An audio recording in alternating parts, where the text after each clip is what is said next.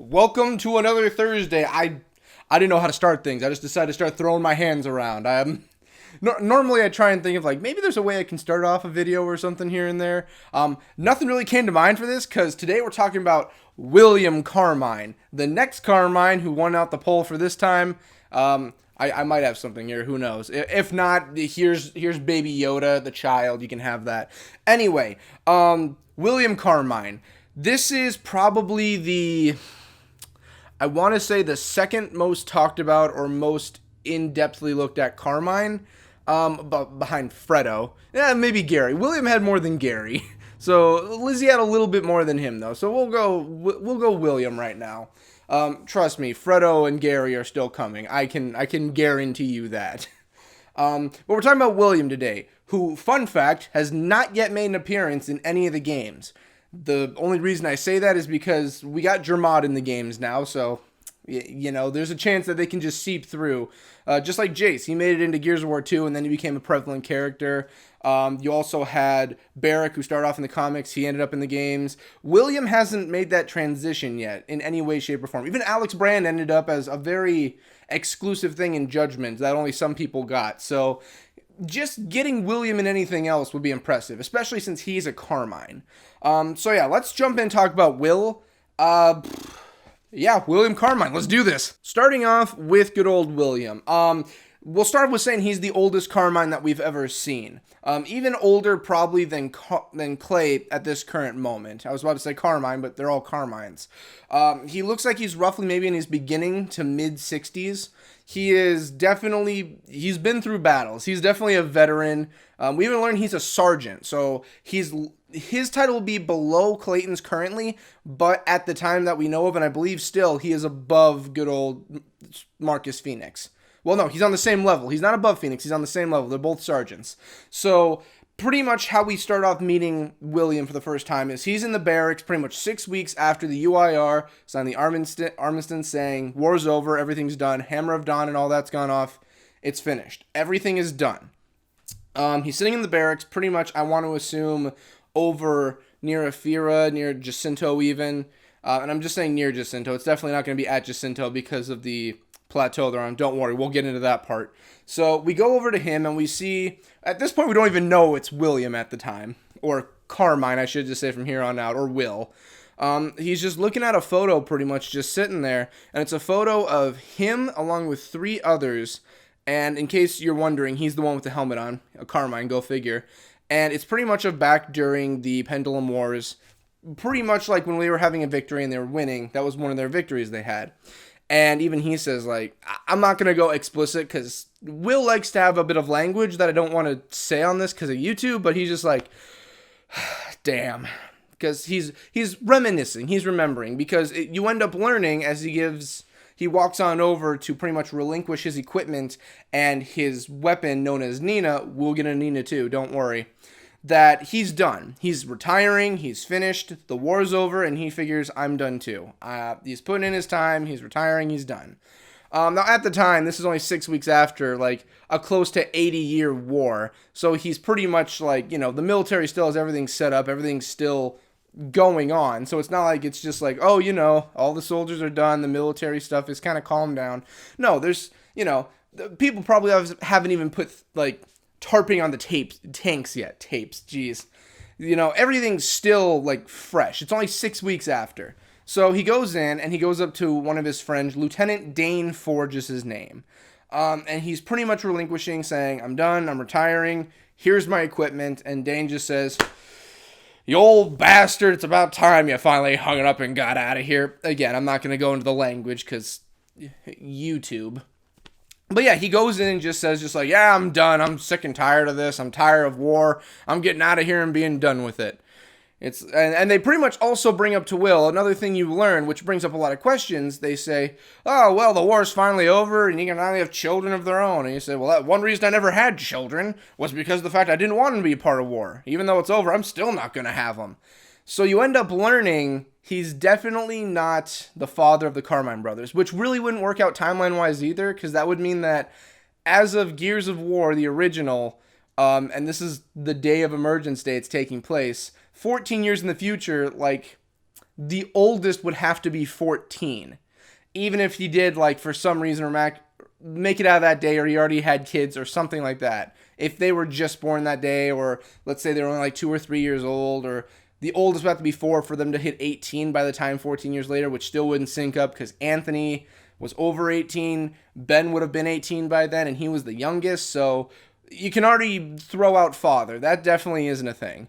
So he's definitely probably like an uncle, or he's a distant relative that carries the name Carmine. Like most families, you can have distant relatives that share your same name, but they're not, it's not like they're your cousin or your nephew or, well, your cousin by direct. It can be a very long distance relative or long distance cousin. So that's possibly what Will is when it comes to the family tree. Now, while all that's going on and he's handing off his weapons and being done, there starts to be a rumble. And if anyone who's played any form of Gears or anything knows, the rumble means there's a hole coming. And sure enough, in the middle of these barracks, a big old hole forms. There's 2 recruits. I believe Dane and Will all look in. They see a few lights, and up busts a corpser ready to kill. Recruits are already dead at this point. It's just Dane and William. And the corpser wasn't even trying to kill him. He just popped out, landed on. They're done. They're done, dead, whatever. So at that point, with Will being like a seasoned vet, possibly 30 years in the military, first instinct, enemy, someone, grab me my gun, give me Nina. And don't worry, we'll jump on Nina once we're done with his backstory. I want to talk about Nina. It's a really...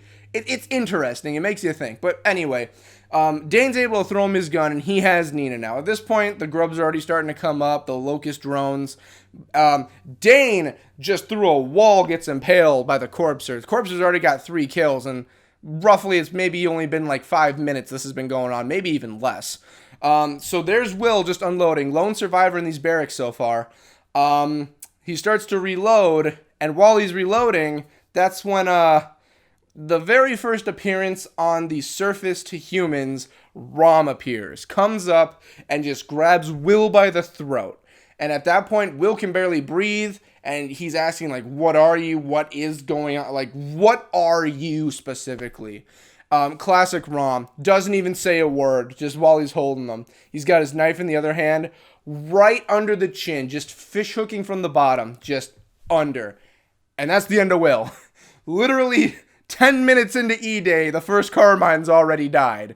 And funny, it's like, he's probably the most veteran we knew at that point, because that was roughly 30 years, I want to guess he's in the military, because we know all Carmines join when they're young. Like, when they're able to join, they join. That's the Carmine tradition. He was in his 60s or something, so like, maybe 30 plus, maybe even 40 to 50 years he's been in the military itself. Because he had some gray hair going. He was old. He had age. This guy was up there a bit.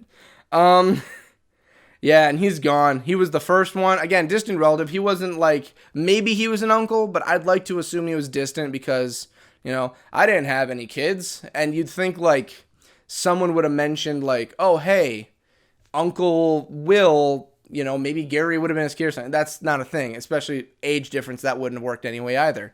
So yeah, just 10 minutes in, Will is dead, and that's already the end to his story. Now that all that's done, let's jump on to pretty much talking about Nina. Now, the reason I want to jump on this, and I've already mentioned it 2 other times in the video, hold on, we'll talk about it. Nina is a very odd circumstance, because he's named his Lancer Mina. He carries a Mark I Lancer, is his signature weapon, and along with that, he carries... It's pretty much just a Frankenstein Mark I. You can if you skim through these comic pages, which I believe is in roughly 4 to 6 pages, like Nina is a Frankenstein Mark I. You can't even tell it's a Lancer. You can't. He doesn't even normally carry a bayonet in. In the old photo he was looking at, he didn't even have a bayonet in it either. Which either tells me his gun isn't able to carry the bayonet or he just leaves it off. It could be either or, because in the photo, if you look to the man to his right, he also doesn't have a bayonet in his. So that doesn't mean like, oh, I'm just going to, build this so I can't have it. No, you can take the bayonets off if you want. But if you look at it, it has a lot of Grozny scraps thrown into it. It's a very heavily salvaged gun. I could see... I saw Bushka parts at one point. I saw something that made me think Bushka. I also saw Marksa parts. There's a lot of Marksa that was in it. it's really interesting because if they have that come out as a skin in 5, that would be amazing for the Mark 1 Lancers. Of course, give it the bayonet because it's, of course.